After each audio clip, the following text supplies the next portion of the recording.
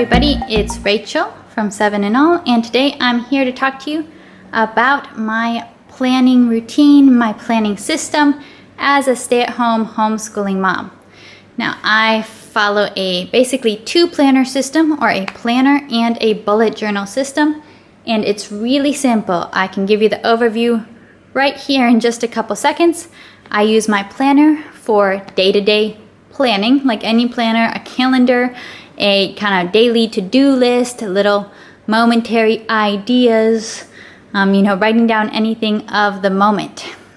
My bullet journal, on the other hand, I use for the things I want to remember long term, the kind of bigger deals of life. So this one changes from year to year. This bullet journal, I have had this one since 2017, and it is maybe halfway finished, so I don't go through the pages super fast in here, but it's very precious to me.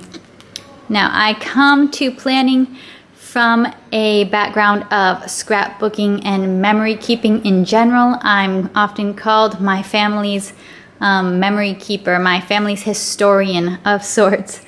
I just really enjoy the process of keeping memories. I'm a journaler, I'm a writer. I like it to its own extent, and I don't do necessarily a lot these days because hobbies take time. But this is my two-book system, my planner and bullet journal system, and I'll show you a little bit how it works and what my habits are. Now, for my planner, which is a Mossery Planner, and I'm going to show you my new one because this is my 2020 planner. It is very nearly full because we're almost at the end of the year. And you can see in there that I use my colorful pens all the time. I don't use any black pens in this. I have a good little handful. You can see I like the cool colors. I like the Zebra Sarasa Clip pens, mainly because they're very inexpensive here.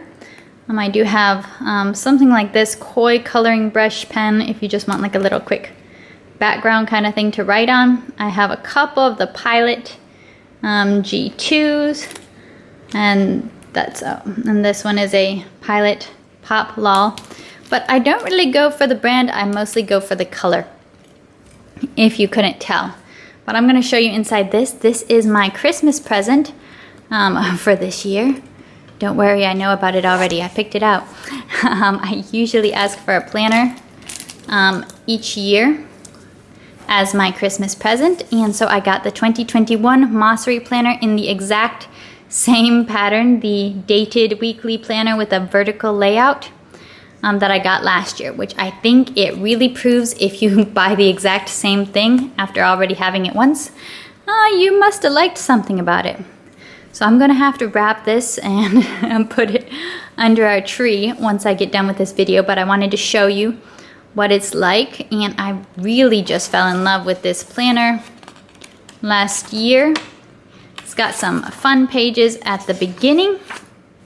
There's a little thing here. It says inspiration board, films, songs, books, places, and how I used it in the previous year. I just kind of wrote down some within these categories that were kind of iconic or memorable from the year as it went by. Words to live by. Priorities. So last year I wrote down my kind of New Year's resolutions and focuses. Values and beliefs page. I used this page last year as well. So since I usually ask for my planner for Christmas, and since we kind of have a bit of a Christmas break, last Christmas break I spent a little bit of extra time during Christmas break before the new year began, filling out some of these intro pages, taking a little bit of time for reflection on what I hoped for and dreamed for the new year, which 2020 we all know did not turn out exactly like anyone expected. But I have liked having those kind of purposes and goals to look back on.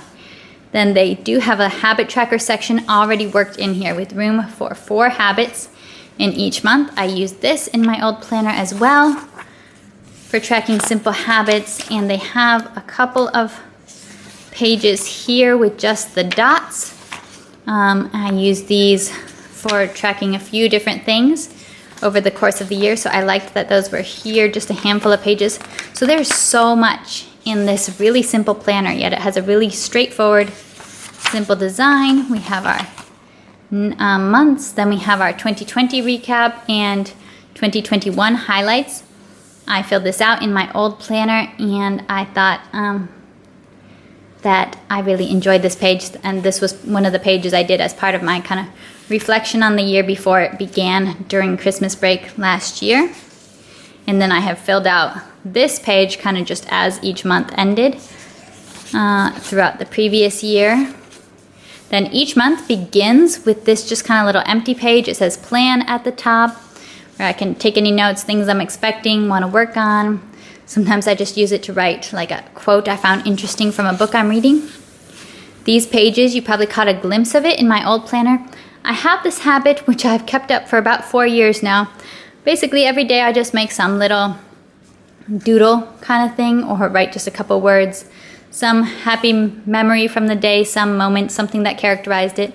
Sometimes it's a picture of what we have for dinner, because I really enjoy food.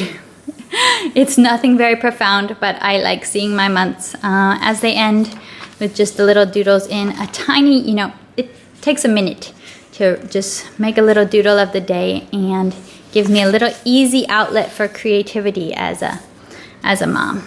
And of course, I'm a stay-at-home mom. I don't have a super full and busy schedule, but usually at the beginning of the week I'll just jot down any doctor's appointments, any classes I'm teaching, any deadlines I have for writing on the days themselves. Anything that's day specific I write on the days themselves. Any kind of to-do list that's just general, I know I want to get to the store this week and get this, or I have an idea for a YouTube video to film this week, that's where I write down here. And I love that there's so much space for that, because I don't necessarily have so many things that have to be done on a certain day, but I have a lot of ideas. And if you look at my old planner, this part is always just kind of messy, little thoughts, moments that just kind of work their way into here. And that's the weekly plan. That's basically it right here. It's very simple, straightforward. We end the week with a kind of review page and a plan page. I never used the review page all that much, but I did use these plan pages quite a bit. And I really enjoyed this. Very simple. You can just see it's straightforward, but yet there's a lot of space for writing in here. I used this very effectively throughout my year, enjoyed it. There's a little pocket here. I keep like a sheet or two of stickers. I'm not big into stickers, but sometimes people give them to me and I like to use them once in a while. I often use stickers basically if I'm feeling too lazy or not inspired for a doodle on one of my days of the month, like these calendars, then I just stick a sticker on there and call it good. So that is my planner that I use for all my just day-to-day to-dos, outings, appointments, those kind of things I need to remember with the kids. Then, this is my bullet journal, which is I don't know how to say it, but that's what it is. They are very, very well known and well loved in the bullet journal world. Very good quality. So I've had this one for I guess almost 4 years. And this is where I track more the big things. I don't do anything day to day in here. So I'll do journaling about books that I read. If I read a nonfiction book and I want to remember kind of what I learned from it, took away from it. I've done this for several different kind of books that really meant a lot to me. I typically use just my Micron pen in this for writing in this, because this is a long-term book for me. I'll use these gel pens, which are not waterproof, in my planner, because if it gets wet or something, ultimately I don't care. It's not like a long-term thing for me. This is a book I kind of am building through the years. It has the things I more really want to remember, with notes on the books I'm taking. So I use permanent pen in this. I think it just makes it a little bit safer. I wanted to show you a page that amused me when I got it out to look at today. I had set up a movie page, which is something I've done in previous years. I set this up at the beginning of 2020, and I think this is a very good picture of what happened in 2020 with going to the movies. I probably actually went to the movies more than most people did in 2020. Once in February and once in September. That's about as much as our cinemas were open. So, and here's another book journaling page. So I've done, like I have a birthdays of my family friends page. I did journaling, basically the doctor's appointments and highlights from my pregnancies. I have ones with the books from the year, any kind of like more big things. I have some journaling from vacations. Hong Kong Disneyland gives you one of the like big free souvenirs there is a bunch of stickers. So we had a ton of stickers when we came back from Hong Kong Disneyland, and I just kind of wrote some of the different memories from our trip and put the stickers in here because didn't know what else to do with the stickers. But that's a page that makes me smile. So this is my big deals of life that I'm just building slowly through the years when I have something I really want to keep. And then this is my day-to-day little bit of creativity, and also a big dose of helping me to not forget all the things I'm supposed to remember. And that's my planner routine. Now, I do not plan for homeschool. I don't use a planner really for homeschool. I have a little notebook that I reverse plan my son's activities in.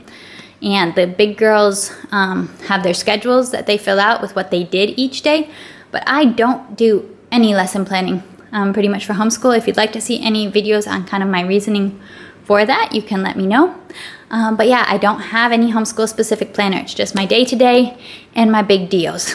All right, I hope you enjoyed this video. And if you did, you can give it a thumbs up and subscribe to this channel, 7 in all, for more content.